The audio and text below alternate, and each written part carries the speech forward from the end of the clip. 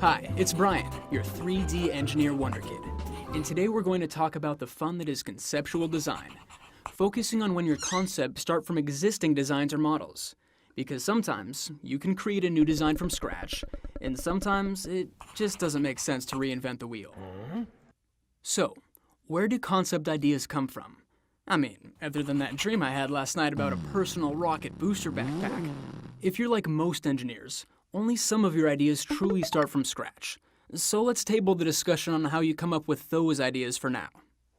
If you're like most people, many of your concepts begin either in part or in whole from existing designs. Existing designs, you say? Well, sometimes I'm lazy, and I steal my coworker Joe's model and start from there. Sorry, Joe.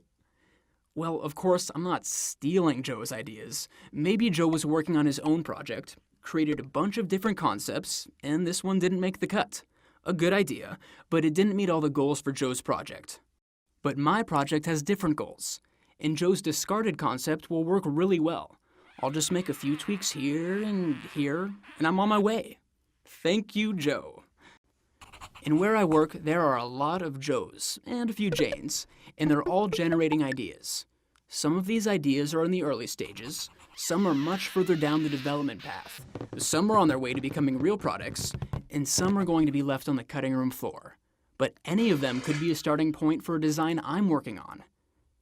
Maybe the way a coupling is done here, or the way a surface is done here. Wow, that one is really cool. And don't worry, I'm not just taking ideas from the pool, I'm contributing as well. Sometimes I even inspire myself. Like just last week, I dug up a design I was working on a few years ago. Let's say it's a radio. At the time, there were some pieces missing for it to really come together. And today, wow, technology has really advanced. Now everything I was envisioning exists, and it's much smaller, so it all fits together a lot better than it did back then. I'll just make some changes to make it a little more modern looking. There, well on its way to becoming a reality. And it's not just my old concepts that could occasionally use an update.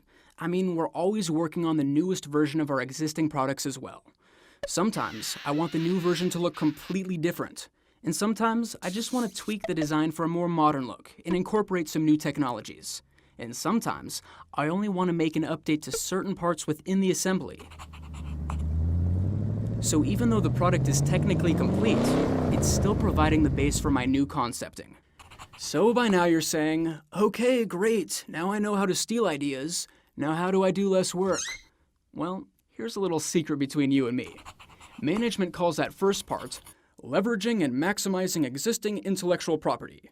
And that second part, increasing productivity and working more effectively.